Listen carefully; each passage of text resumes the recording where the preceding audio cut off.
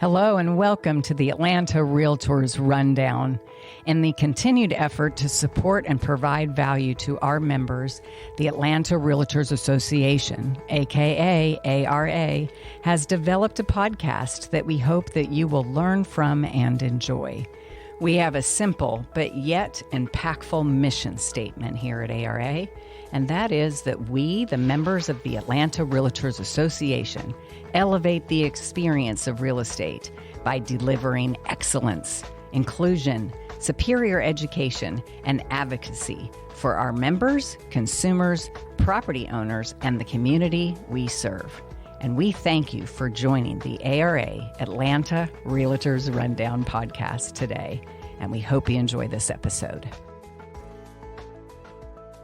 All right, good morning. We are back with our second episode of the Atlanta Realtors Rundown. And today we have two very special guests that I'm going to allow introduce themselves and what we're going to be discussing today. So we'll start with... Good morning, everybody. This is Dennis Santiago. How are you? Doing pretty good. Good stuff, man. All right. Tell us a little bit about you, Dennis. Yeah. So I have been a realtor for all of now 3 years. And ever since I started becoming part of this dynamic, I've learned about the issues affecting affordable housing and equitable housing. And it's been a great passion of mine pretty much since day one to try to seek to make this city a little better for all of us. Amazing, which that is our topic today. But before we get more into that, let's hear from our other guests. Good morning. My name is Shanda Laws, and I am the Vice Chair for the Affordable and Equitable Housing Committee here at the Atlanta Realtors Association. And I'm glad to be amongst this talented crew. And you do quite a few things, too, with the association, Shanda. So share a few of those things, because you are absolutely amazing. Well, since I joined the organization, Vic, we were in our emerging leaders class together, so I've gone through that and have also chaired the training and development committee this year, as well as last year I was the sustainability subcommittee chair, and I sit on several other committees with the association as well.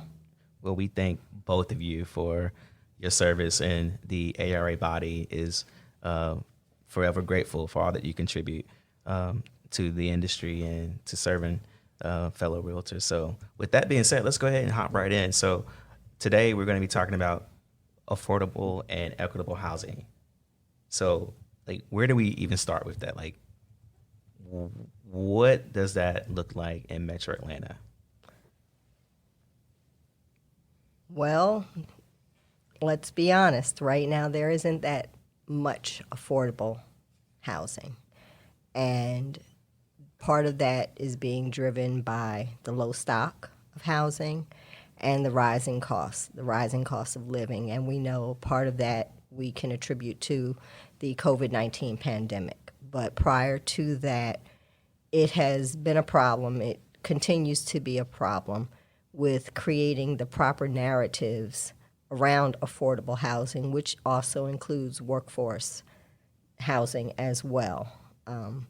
And it's a continuing problem, but this committee has been tasked with helping our realtor members understand how to best move those narratives along in a positive way and work with developers, sellers, and buyers to create more affordable housing opportunities.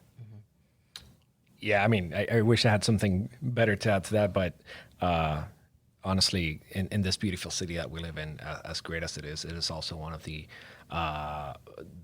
cities with the most disparate in terms of the wealth gap of our citizens. So we are trying to make sure that, in layman's terms and in layman's words, that people who work in the community, people who give to the community, have access to live in those communities that they are serving. And we are trying to become purveyors. We're trying to become local experts in everything that's happening, both from the government side as well as from the companies, the developers, and all that, so that we can best, first of all, within the association, serve our fellow realtors and provide them with the necessary weapons to go out to their communities and take this message, but then also ourselves to be able to go back to our communities and say, hey, this is what we can offer, this is what we can do, this is how we can get you there.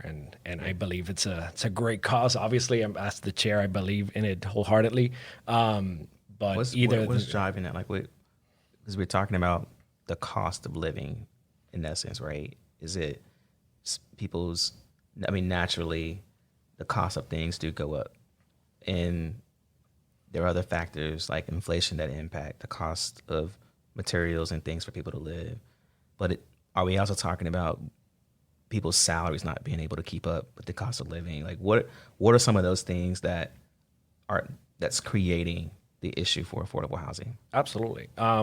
Obviously, from the economic standpoint, purely the economic standpoint, you have, and this is a hot news item right now as of October 29th, the ports not being able to process everything that's out there so that we have enough supplies, right? So that lack of supplies is creating a demand, thus increasing prices. And then you have the builders not being able to build fast enough with whatever they have. So then they have to pay their pause builders. Right there for 1 second, because that's important, right? Yeah. When we talk about the pandemic, when we talk about supply chain, I don't think people really understand how that has impacted.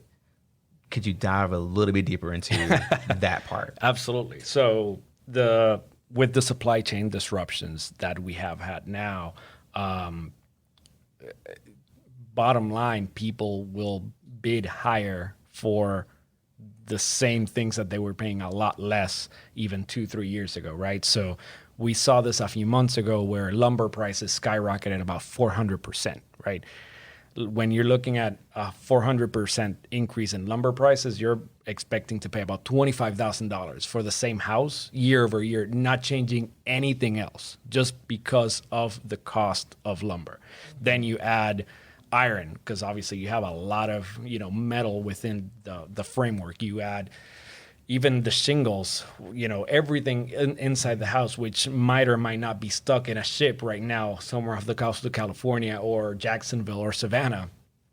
You are paying 2-3 times more year over year just because builders can get to them fast enough. So they are having to pay more for that to get first access to it. And then obviously, and this is going again into the socioeconomic standpoint of it, builders that assume those risks, they're not going to eat that cost up. They're going to pass it along, unfortunately, for better or worse, to the end consumer, which is the people who are buying the house. Which is capitalism. Exactly. Right. Capitalism. And it's, again, it's not a negative. That's how it rolls. That is how it is. And they're doing a great service to the communities. Builders are amazing to the communities because we do need more homes. We do need better homes. We need a lot more inventory than what we have from the purely new construction, not even talking about resale. Yeah.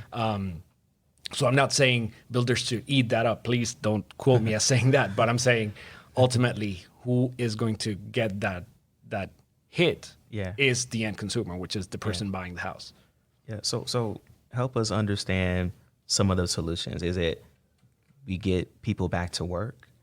Will that help on the supply chain end? Because naturally, when I think of the cost of anything, the cost doesn't ever really come down. Right. So, and it is, part of it is getting people back to work.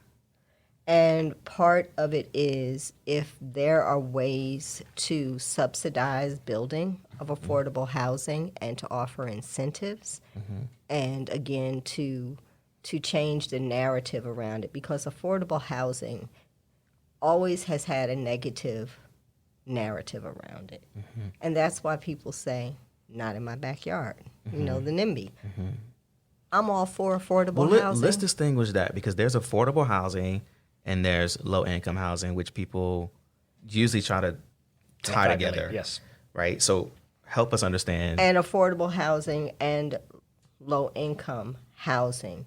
So they're really, it's all affordable housing. Okay. And with lower income housing, they're saying that because they're following HUD's guidelines for your area median income. And what are those guidelines that are established by HUD every year? And that is really directly towards vouchers.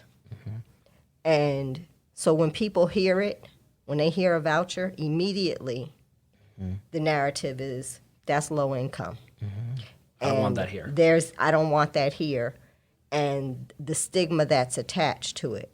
In the metro Atlanta area, one thing that we don't realize is the majority of teachers are on the voucher program because that's how low their salary is. Wow. That they qualify for a voucher program. And in Atlanta proper, most of the teachers can't afford to live in Atlanta because they don't make enough to live in Atlanta. Yeah. So they're driving, well, pre-COVID, but they're driving sometimes hour and a half plus just to go teach your child. But we have to change the narrative around that. And that's what we're trying to do. And that's what we're trying to do with being a resource for our membership and for realtors who can then pass it on to their clients and customers so that they can change the narrative. So we're going to help educate our members so that they can educate their sellers, they can educate their investors to say, hey, perhaps you can use this fourplex you're purchasing or this home and think about putting it on the voucher system. And that's for workforce as well as lower to moderate income. You know, it's still all affordable housing. I've always thought about affordable housing as a working relationship with homeowners. And if you have homeowners who are able, as investors, to put their homes into inventory, right, we could, create a system where the inventory is greater and people are able to either even lease to own property, but also offset some of the rents that are really high because we're in a situation where that's a little bit out of control as well. Let me ask you this. Talk to us more about the equitable piece, right? Because we got into the affordable, we got into the affordable versus low income, but essentially these are direct impacts to equity. So help us understand equity and equitable. Help us understand that. So equity versus equality. The terms are often used interchangeably, and equity and equality are quite different. Equality simply means everyone is treated the same way regardless of need or any other individual difference. Equity, on the other hand, means everyone is provided with what they need to succeed. So for us to be able to give to our members, we want them to understand that, yes, we're talking about affordable housing, but we need to give you the tools to arm you so that you can understand the equity part of it. It's not just let me place you in this lower priced home, but there should be an even mixture of those homes in every neighborhood. In the most affluent neighborhoods, you always can have a mixture, and it doesn't need to be segregated to one area. That's not equitable. It's not equitable if because I am lower income or I'm on a workforce development, I'm part of the workforce income bracket, that I should live over in the corner on a little patch of land and not being able to take advantage of the other things that my community has. That's not equitable. It's actually not. That's the opposite. Practicing right. What is the solution? Because we live in a metro area where the tax base is really disproportionate, right? So how do you talk to people who of a certain tax base are saying, hey, my tax dollars are paying for X, Y, and Z, but they feel like that's not equitable, right? How do we change that? Like what conversations do we need to be having around community? And that's the $1 million question, isn't it? Yeah. We obviously, one of the big things that we have already alluded to, and that's a great point that you're bringing on, is the NIMBYism part, where people don't want, they don't, $1 million homes don't want a $200,000 home next to them, because obviously it's going to drive home values down for those $1 million properties. But we need to provide this workforce community with access. And honestly, we don't know what that's going to look like just yet, right? Because we need to, whether it's bringing in these tiny house communities, whether that's the answer, or the containers, the shipping containers communities that might work as well.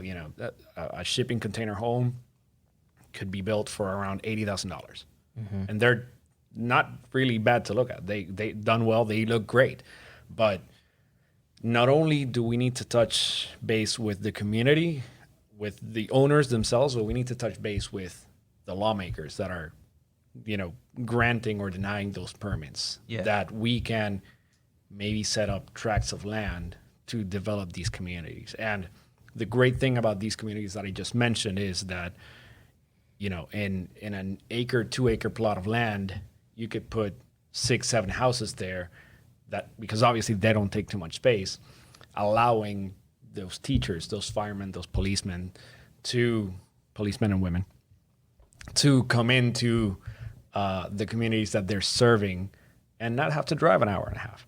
But that cycle of the tax base, meaning the owners, the homeowners, and the politicians, the lawmakers, that is the part that we still need to decide how to get into. How do we affect policy change? And we already have, thankfully, a lot of realtor members vying for spots in councils, vying for spots in the state level. That's a good point. So that's a great start to what we're trying to do.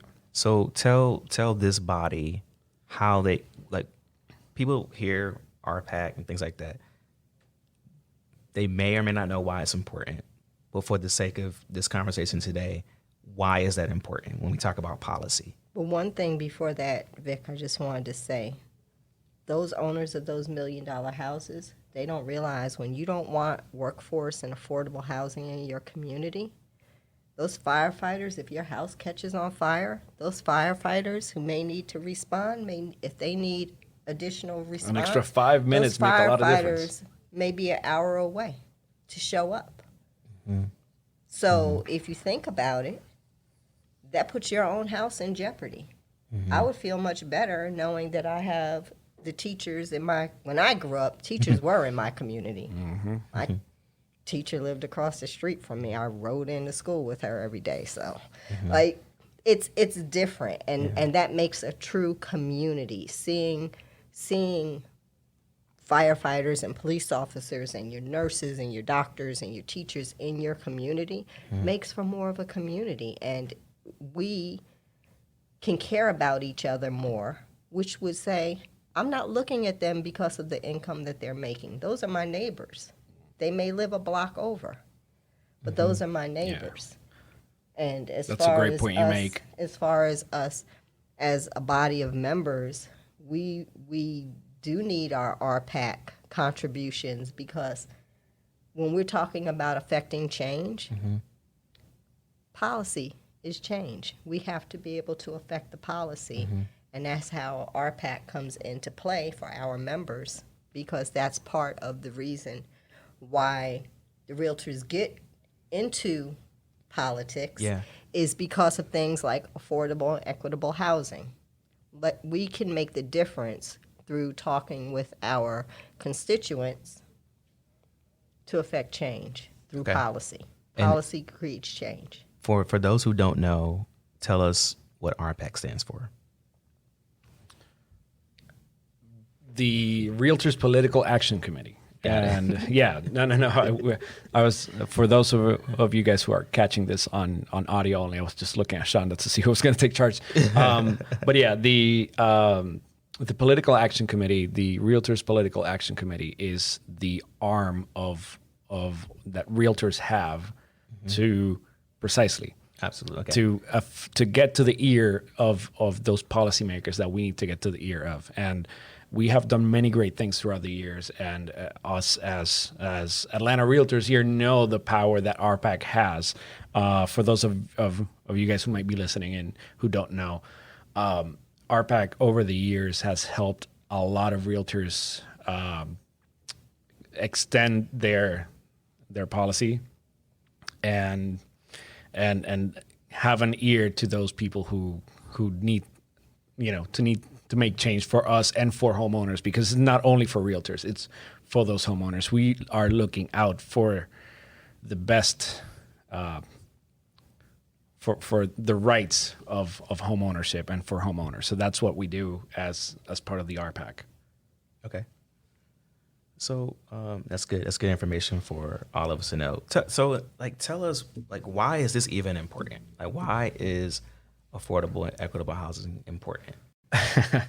So what we saw is that affordability and equitability in housing are just, both sides of the same coin. When you're talking about affordable housing, the more people, especially like we've talked about, workforce, community partners that live in the communities that they serve, the more pride that community will have in itself, and the better it'll be, the safer it'll become.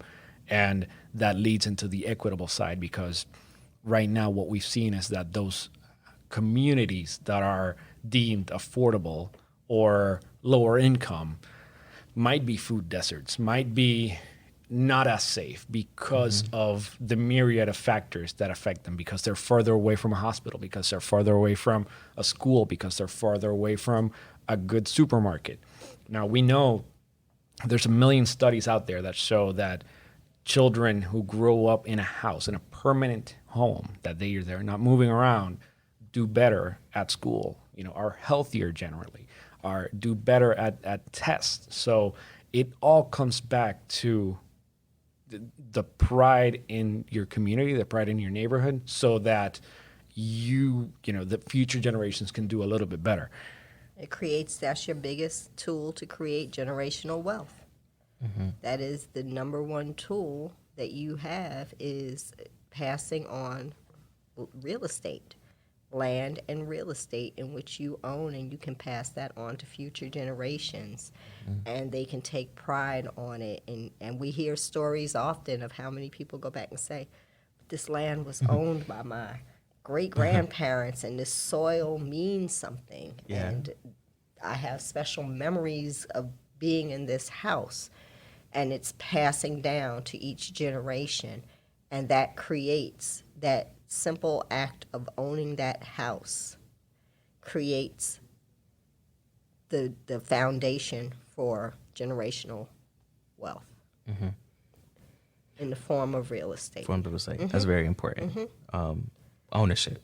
Right? Ownership. At the end of the day. It's the American dream. Yeah, if you look at just the history of the last 50, 60 years, since, let's call it just Vietnam, right? The soldiers returning from Vietnam, white soldiers, and I'm getting into race right now because it's part of the equitability side. White soldiers returning from Vietnam were granted VA loans to go find a house, to go buy a house. Whereas Black and Hispanic and any other color soldier that weren't white weren't afforded those same rights. They fought literally the same war. They fought side by side, yet they came back. They couldn't buy a house because they didn't have the programs available to them. Now, we've seen over the last 50, 60 years the incredible explosion in equity and wealth that just owning a house develops for you. All we're trying to do is get more people into that. Mm-hmm. Do you think that's a disparity with people who are miseducated on the ownership piece, and then there's a gap Absolutely. with even getting them Absolutely into the house, right? So there's the education piece, and then there's the actual affordable piece. Yes. Absolutely. Right. Talk to us about that part. How do we educate people? So that's what huge. our committee. Yeah, that's Yes, what our committee is that's trying what to our do. We are committee is trying to. We're trying to develop the tools, and the tools right now might just mean knowing what developers are out there building affordable housing, knowing what politicians are vying for affordable housing. That might be just square one, but we're looking at developing tools, meaning certifications for our fellow realtors, so that they can better understand workforce housing and how those dynamics of education and ownership go hand in hand, so that they can then go back to their communities and explain Yes. that better. Okay. They Because can educate their we're looking at sellers. ourselves from an association perspective, and our job is to educate our fellow realtors. Then obviously we as fellow realtors need to turn around and go back to our communities, but we're looking at all the avenues to bring in as many tools to our realtors so that they can understand workforce housing and how it affects the communities. And when I say affect, this means both good and bad, right? What it entails. And that way that they can, through our education and outreach to our realtor members, they will get a better understanding, so that it'll be a trickle-down effect. They can go back and talk to their sellers and say, hey, this person who's made an offer is part of a down payment assistance program. That does not mean that they're unsafe client because they don't feel like they're going to qualify for a mortgage. They're going to qualify, and they're going to get down payment assistance. Doesn't make them any less of a buyer. And the process may have to go out maybe an additional 30 days for a closing because of certain rules and regulations around some of the programs, but hey, look at this person. We have to humanize. Yes. Yeah. We have to humanize and change the negative narrative around affordable and workforce development housing, and create the equitable piece that ties it all together and puts it in that beautiful box as a gift. Yeah. We as realtors have to change the narrative. And actually, fun fact, now that you mention down payment assistance program and all that, people who go and qualify for down payment assistance programs, they need a set of education requirements. Yes. And those people who come into and make an offer with the down payment assistance programs are about 80% more likely to keep the house on an economic downturn, because those down payment assistance programs explain personal finances, not just check the box to get this money. And so looking at people who have, used down payment assistance programs to buy their house versus people who just bought it outright via, let's say, a conventional loan, those people, meaning the recipients of down payment assistance programs, are more likely to stay in the house and to keep it afloat and to keep it in the green when economic downturns They come. have gone through credit counseling. Yes. They have gone through classes on how to create a budget and actually manage your finances and prepare for the rainy day. That if something happens, you have some cash put away. They have gone through credit classes. They've gone through their initial 8-hour class just to be able to say that I've done my initial class just to be in this program, to understand what it is, and that certificate that they get is valid for a year. And that allows them to then meet with lenders who are particularly versed in the particular down payment programs for the area that they're looking in They know the parameters, and they are going out and helping these people and underwriting these mortgage loans, and those people are getting in houses. And again, I agree with Dennis wholeheartedly. They are much more educated than a normal your buyer who's just looked online. They've had to go through extensive training, and they, in some programs, they have sweat equity in it. Yeah. That makes for a more robust homeowner. Let's take this a little bit deeper, right? Because what we're ultimately talking about, what we're dancing around, is discriminatory practices, right? This is a real thing. When you have people who are trying to get into homes and they're financed a certain way, or the perception around down payment assistance, I've seen a whole lot out there, right? Advertised, probably shouldn't be advertised.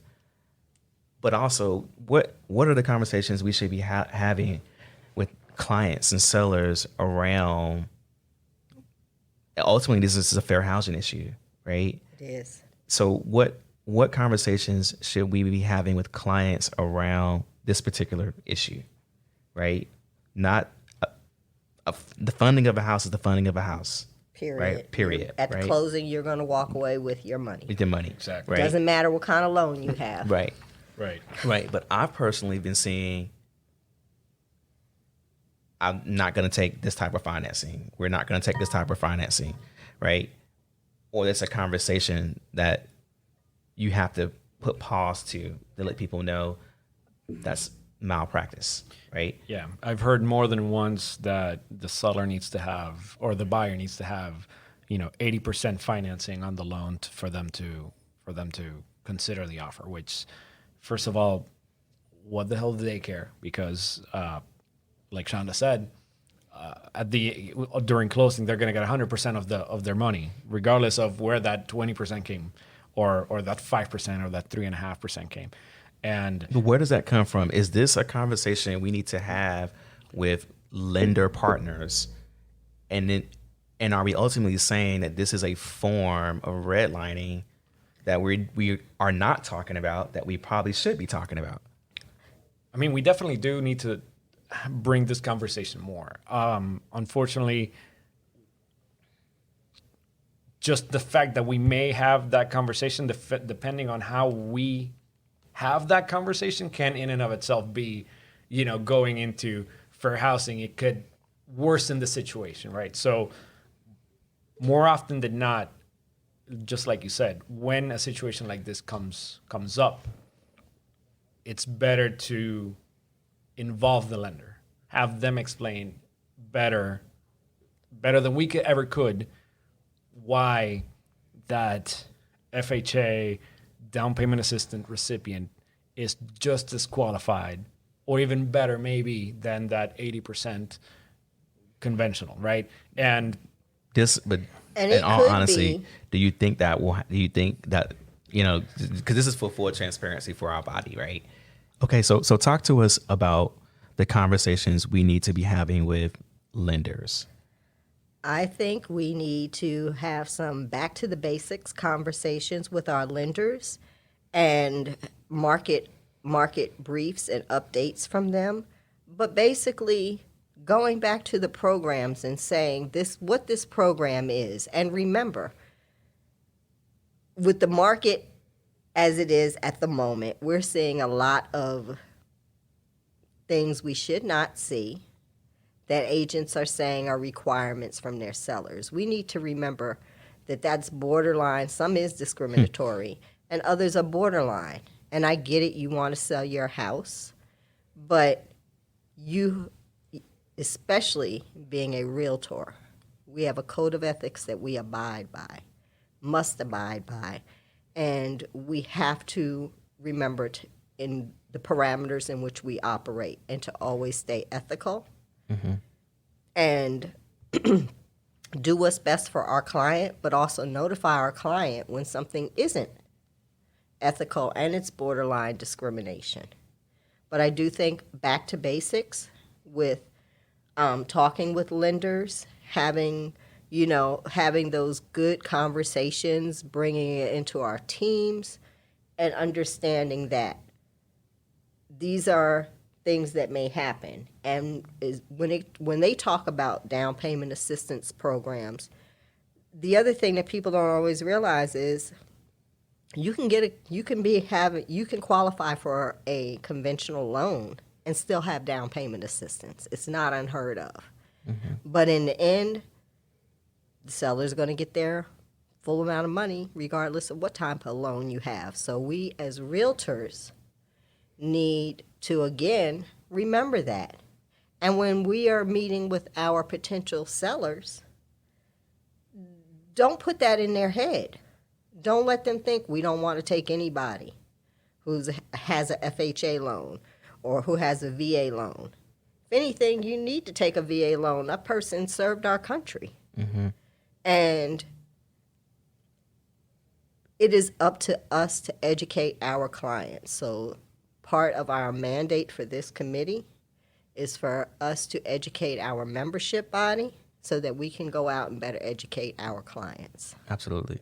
And just adding on to that, the amount of money that you can receive for a down payment assistance program, it can be substantial. We can be talking about tens of thousands of dollars.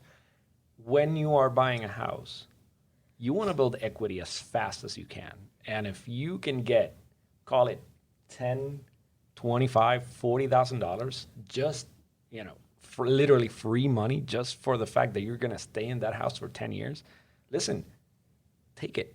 Like, you are literally paying off 5, 10, 20% of the equity just for staying there. Yeah. Just because you accepted that down payment. Just because you stood in a class for 8 hours. Why not? Mm-hmm. Why the hell not? That's incremental. That is exponentially taking you to that promised land that we spoke about generational wealth. That is literally what we're trying to achieve here. Mm-hmm. So we talked a lot about how we got to where we are with affordable housing and equitable housing. One of the things that I've always been curious about is what are some of the social, economical impacts? And we touched on it a little bit, but in my mind, I'm thinking if people can't afford housing, does that increase homelessness? Like it does. Right. So talk to us a little bit about those impacts. So one of the things that we need to address before we dive deep into that question is that there are different types of homelessnesses. Homelessness does not necessarily mean you're living under a bridge. Homelessness doesn't necessarily mean you're spending your night at the Walmart parking lot. Homelessness means also that you are living in an extended stay hotel because there's nothing else for you. Homelessness means that you're jumping from your aunt to your uncle to your cousin to your grandmother because of whatever factor. There are different types of homelessness that are out there. So I just want to put this as a note before we dive deeper. Mm-hmm. But what we can say is that whatever the type of homelessness, the impact is the same, both for the individual as, the stressors of just daily life, for the children, like we mentioned earlier, the impact is the same. But there are different types. So it's not only about the people that we see when we're driving around. That's obviously something we aim to address eventually as well. But it doesn't just look like that. It creates instability for the children in the family. It creates an enormous amount of stress for the parents. It creates stress for other family members and friends who maybe really want to help them out. But it affects health. We know that stress affects health. We know that it creates instability as where the person's next meal may come from. Mm-hmm. Because now they could be going out and eating fast food because they no longer have a kitchen to prepare a meal in. And that has a trickle-down effect. It has an effect on the person who can be working because not all homelessness means that the people aren't working. There are plenty of people actually working who are homeless. And on the economic side, for the city itself, when you have a lot of people that don't own a home, you're decreasing the tax base, right? So you want, it benefits Any city. to have plenty housing. I don't think people will understand that concept. Right. Right. The more homeowners we have, the bigger the tax base. The bigger the tax base, Right. which of course means that we can attract retail businesses. We can attract those supermarkets to the area. People always say they want this supermarket or that supermarket. Well, if you don't have the amount of home ownership, You're not going to get either. when they do their marketing research for where they're going to put a new market, they don't see that the tax base there is enough. Yeah. Hence, you don't get that. So we need to really understand the economics of it, as well as the trickle-down effect and the health disparities, and children not being able to concentrate in school, because children worry just like adults worry, and they worry about their parents. So it creates a continuous, vicious cycle that promotes violence down the line, because if a child constantly sees their parents are struggling, they may then take on the role of, how do I help my parents? Yeah. They shouldn't have to worry about that. How do I get them out of here as quickly as Right. possible? They shouldn't have to worry about that. All they should have to worry about is being a child. Absolutely. So it's a economic cycle that it's a vicious economic cycle that, by understanding true, affordable, and equitable housing, we can help change. Do you And see? again, we go back to policy. Go back to policy. Do you see Metro Atlanta becoming the gap widening between people who have wealth and have ownership versus people who don't? And what recourse do we have if that's the case? I mean, unfortunately, we do. We have seen just with the increase of home prices over the last 18, 24 months, we have seen a growing disparity between the haves and the have-nots. And it is, I don't know if it's going to get worse. I don't know if it's going to get better. I hope it gets better, but it's there, and it's been, you just need to look at how the prices have gone up exponentially over the last 24 months. And not only that, that also affects the rental market, which is something that we need as well, right? So we've seen, what is it, about 15% growth year over year for sold homes, but the rental market has increased about 35%.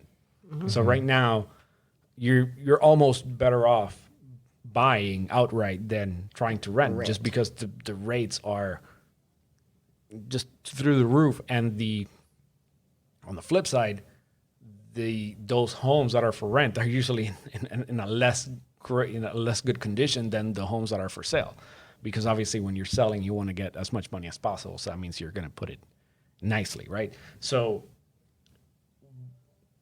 what we're seeing is that exponential growth, and we're still seeing those people left behind. And that's why, going back to policy, we need people that truly understand that to get into policymaking. And that's why we need realtors to become policymakers. That's why we need those of us who know and who truly understand what's going on to go in and affect change from the inside. Because we can cry wolf all we want from the outside, but if we don't have the help, the assistance, if we don't have the true push from those policymakers and from those lawmakers, there's very little that we can actually do. And I charge all realtors, all of our membership, to say, hey, let me go out there and really understand this. We can put the information out and we can package it up and offer it to you in different formats, but we all need to remember that we are here to help advance home ownership, period. That's what we're charged to You mean do. to tell me not to make a commission? We make a little commission off of it as well, but you know what? and not that I would always have to sell luxury property and at a higher price point, but if I can put 100 people in a price point that they can afford, that's their stepping stool onto the next house, then think of that. Just magnify that. If each one of us could even just do 10, think of the change that we could make. That's absolutely right. That's what I charge everyone. Every 10 one of us. properties a year. That's right. Every one of us, and let's just be honest here. Every one of us wants to make that $1 million commission. Every one of us wants to sell that luxury property, walk away with that big fat check, and buy themselves something nice. But for every one of those $1 million commissions, there are 10, 15, 20, $200,000 commissions that we can put in a house. Yes. That those 10, 20 in 5, 10 years are going to turn into $600,000 commissions that are then in another 15 years are going to turn into possibly $1 million commission. So it's exponential, and it benefits obviously not only the ones that are buying the house, not only our client, it benefits us. If we grow the base from the bottom and not just continue helping the top, and this is going to be, this is going to be beating a dead horse, that top 1%, if we can grow our base from the bottom, it's going to help everybody. It's going to help our commissions, definitely. It's going to help them grow. It's going to help the tax base. It's going to help the cities. It's just a trickle-up effect that there is no downside to helping more people go into a house of their own. And as we're talking to our buyers who have children, let them sit in on the conversations when we go to show houses. Let them see that, because that child is thinking of that. And they're like, I can live in this house, and one day I'm going to own a house. Heck, we might even make realtors out of them. Those are our future realtors. That's right. This has been a great conversation. I have one more question before we wrap up. So talk to us about the new Affordable and Equitable Housing Committee. How can people become engaged? And do you have some sort of goal as this has been formed? High level, we know that it's still new, but for those people who are passionate about this, where can they come? Absolutely. Obviously, atlantarealtors.com/committees, I believe it is. Don't quote me on that. I'm not 100% sure. But, seek to, when you are in new agent training, seek for those committees. And even if you don't participate directly into the Affordable Housing Committee, there are many other committees that do great things for the community. So obviously, pick whatever one resonates more with your passion. But coming back to our committee, the Affordable Housing Committee, we have a small yet incredibly engaged group of people, which I am so thankful for, including literally and figuratively my right-hand woman, Shanda, today, which I love to death. And, anybody who has a passion to help, homeowners or potential homeowners become homeowners are more than welcome to join us this year.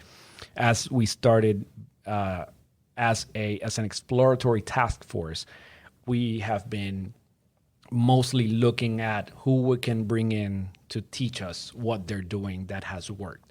We've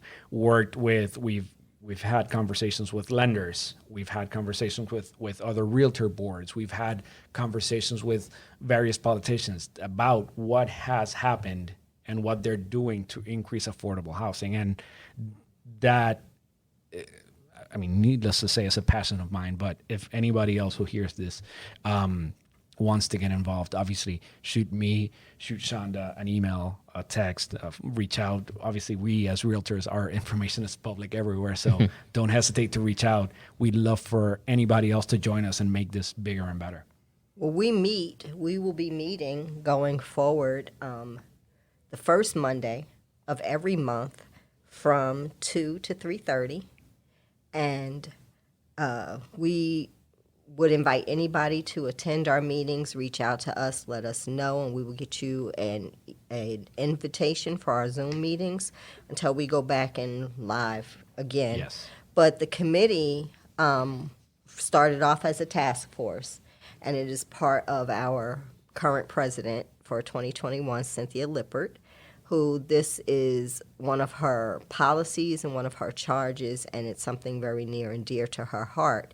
And as one of her mandates for 2021 and going forward was to create this task force because so many members reached out about it and we saw a need. And that's how this committee has been formed. And we really want to educate our members on the down payment assistance programs and, form alliances with experts and other organizations for the resources, but we are here to be a resource to our members, to educate them, to go out and be able to educate their clients. Yeah, and adding to that, which I believe is great, it would be great to continue getting the involvement of not only our realtor members, because we need them absolutely as a committee. We need them. That's our blood, our lifeline. But we also need our, and this is speaking as a member of the Realtors Association, our community partners, we need involvement from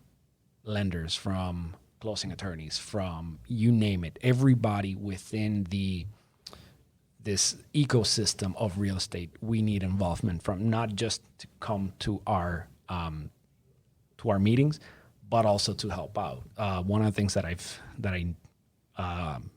saw recently, I met with a lender, and I'm in respecting our community partners, I'm not going to name names, but this mortgage company donates about 45% of their net income to help build schools and to help build communities, especially located in those low-income, affordable neighborhoods, so that they can have a good, solid school to go to, and then the parents of those children can have a good house to come home to, so that they don't need to worry about their kids, and the kids don't need to worry about them. And that is the type of involvement, and that's the type of business that we need to see, that it obviously benefits them as a company to get more money, but it benefits the communities that they are serving. And I found that absolutely beautiful, and that is what we want to see in an ideal world moving forward. Amazing. Well, I want to thank both of you for your time and your busy schedules. This has been a great conversation. And before we wrap it up, I do want to give a special thank you to all of our 2021 Diamond Level sponsors, Atlanta Peach Movers, Campbell & Brandon Closing Attorneys, Capitalist Real Estate Learning Center, FMLS, G&G Hub, Georgia Natural Gas, the Hudson Law Firm, Southeast Mortgage. These all have been great partners for us. We want to acknowledge that, and we appreciate everything you're doing to help bring us opportunities like this podcast and with our guests. And so with that said, it's an ARA wrap, and we'll see you for our next episode. Thank you. Thank you very much. Thank you for inviting us. Of course, anytime. It's a wrap. Thank you for joining ARA and this episode of the Atlanta Realtors Rundown. We trust you have enjoyed and found this content helpful, meaningful, impactful, and gleaned a nugget or two that you can apply to your daily life and real estate business. Check back here at the Atlanta Realtor Rundown podcast channel for our future episodes. And be on the lookout for more information on topics like unique ways to gain market share and more listings, revenue opportunities to move your business forward for years to come, and all things Atlanta real estate that we're here at ARA with the rundown in the future. If there are any topics that you would like to see featured in future podcast episodes, please go to our website at atlantarealtors.com and place your suggestion in the feedback section. We would love to hear from you. Thank you again for joining us today. We hope you have a great day, a great week ahead, and until next time, this is Beth Pound with the Atlanta Realtors Association.